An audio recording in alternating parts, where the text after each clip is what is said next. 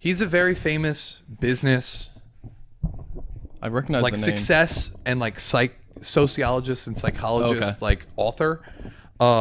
Outliers is like his most famous book. That's where the 10,000 hour rule came from, or was popularized. That's where people actually, my mom told me this, that like that's like a reason a lot of parents held their kids back, because they talked about that it was purely for sports, and like how some of the most successful athletes had started with the fact that they were held back, so they got the confidence because they were a year older than everyone, and it just kind of, but it was like also like a self-feeding theory.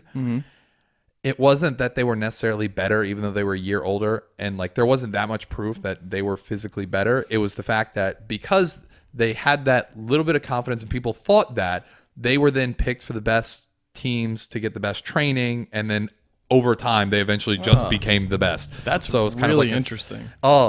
I'm reading it right now because Gab got it for me for Christmas, so I'm rereading it because I read it a while back. But the first half of the book's very interesting because like it was more interesting to me how they like picked up on this.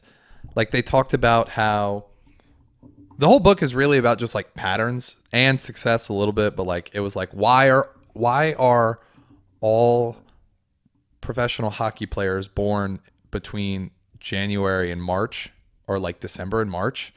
And it was just like weird. And like they went further on that. The one I just read about was the fact that it was like why do small towns in the Appalachian area in like the 1800s, it was just duels, like Western shootouts and stuff, and it was something relating to the fact that it was the difference between being a farmer and being a herdsman.